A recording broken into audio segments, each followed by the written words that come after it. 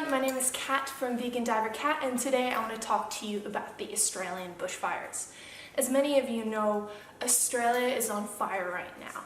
480 million animals have been killed, 24 people have died, and over 14.8 million acres have been burnt. Now, I cannot even fathom to imagine what that size actually looks like in reality, but people have been comparing it to the entirety of Belgium being burnt down, something like 3 times the size of the Amazon fires, which I also did a video about, and then also the size of West Virginia. So it's an enormous part of Australia which has been on fire, and there are several reasons for this. In today's video, I want to touch upon why we're having these insane bushfires, what you can do to help out, and what the ocean has to do with the bushfires. Before we get started, it would mean the world to me if you would join the family, the Ocean Lovin' Tribe. I have a podcast where I talk about all things ocean.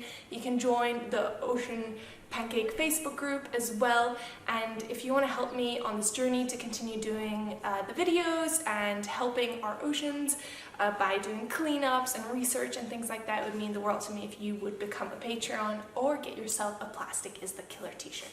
Anyway, let's get into the video.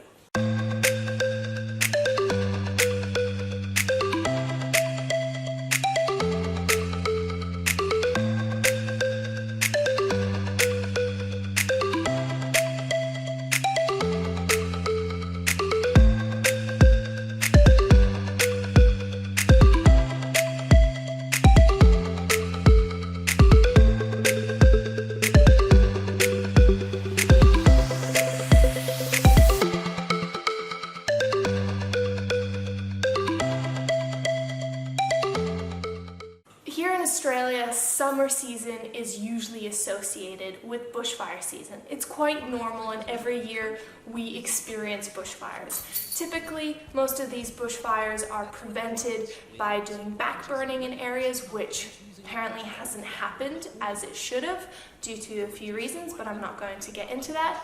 But every year there is some devastation associated with the bushfires.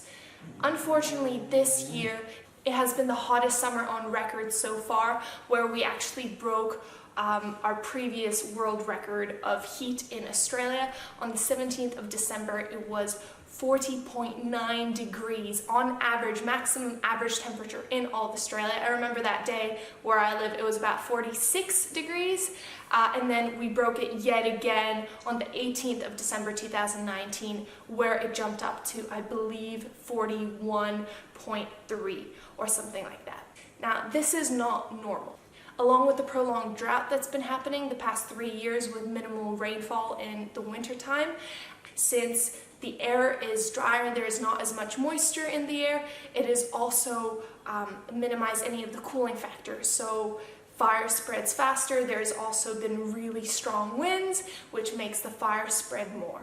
There are certain factors which happen every year which can kind of give us an indication of how bad the fire season is going to be. And one of the biggest ones is the Indian Ocean Dipole, the IOD. Now, I just read about this, and it's essentially a system which works in the Indian Ocean, and it's how warm or cold it is on the west and east side of the dipole.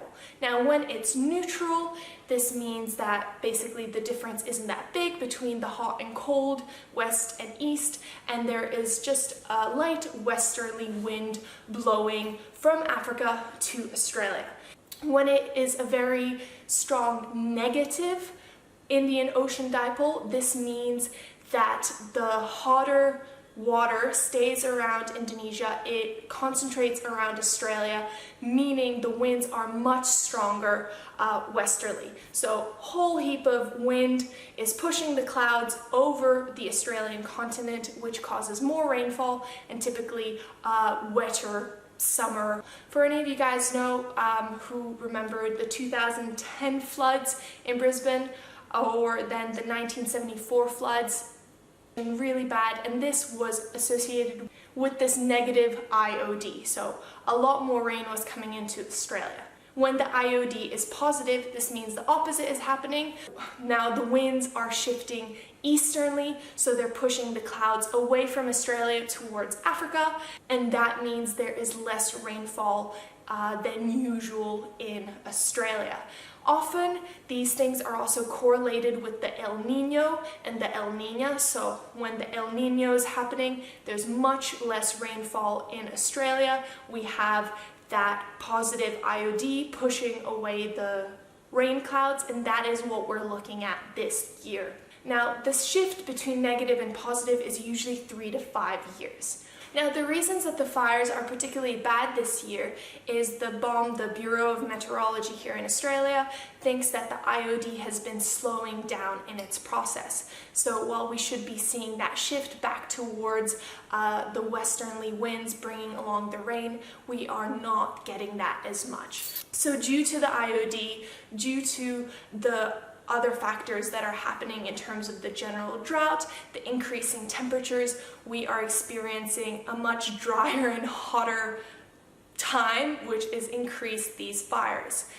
The previous correlation of the El Nino and that positive IOD actually happened in 1982, where Australia was on fire very badly as well, and it's now referred to as Ash Wednesday. So these fires happen in Australia. It's relatively normal. It's part of a cycle. Unfortunately, I have definitely not lived in Australia throughout this time, so turning on the TV and just seeing the news reports pouring in from New South Wales and Queensland has been heartbreaking. Now, where I live, we haven't had any fires, but I'm still seeing all the horrific footage of the kangaroos and the other land animals dying because of these fires. My heart goes out to all the people who have lost their homes and their families, and I'm so grateful for all the volunteer firefighters and the firefighters out there trying to protect Australia. Kind of what I wanted to share with you is, while these forest fires are relatively normal in terms of it happening every year during the dry season in Australia and during the hot summer months, it is much more severe this year due to the factors such as the El Nino, such as the IOD, such as the southwesterly winds, and of course the general increasing of global temperatures, since Australia is going to be faced with hotter and drier years to come, and I honestly don't know what's going to happen. But if you guys want to help out, I would recommend potentially donating to some wildlife refuge foundations who are now trying to rescue and take care of the koalas they have, saved. There are incredible individuals out there working together to go find this wildlife and to try and protect it. You can donate to the families who have been affected by the fires. I am extremely blessed to be far away from what's been happening and that all my friends and family are safe, but I cannot imagine the people who have lost their lives fighting this fire. So it's very devastating, and my heart really breaks for just the amount of land and forest and habitats lost.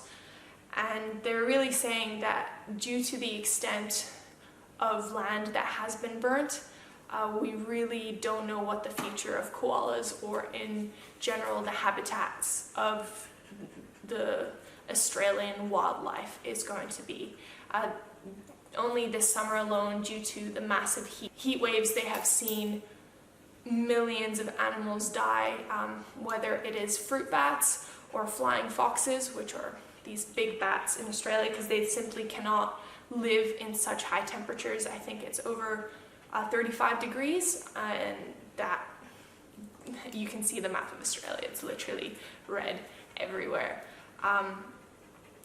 And then there's also possums dying, koalas, all sorts of creatures who just cannot handle this heat. So a lot of land and sea creatures are going to be migrating south if they can, towards the cooler conditions.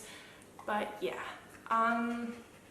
So yeah, I just wanted to make this video a little bit. I wanted to do some research about why these fires are happening.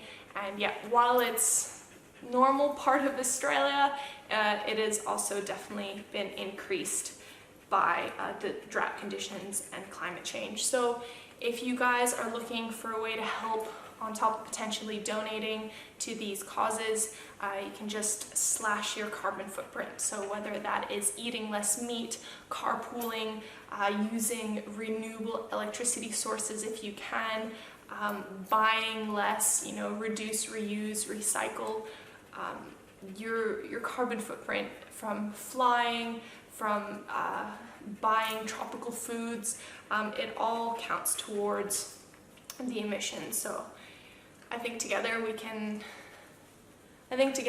make a positive impact and turn this around. And yeah, I just hope that Australia recovers. Sorry, this video has been a little bit all over the place, but it's just truly shocking with what's been happening. So yeah, hope you guys are doing well. Don't worry, I am safe. Thank you for all the messages. I really appreciate it. And yeah, I hope you guys are safe, and I hope you guys are well. Thank you so much for watching, and I'll see you in the next video.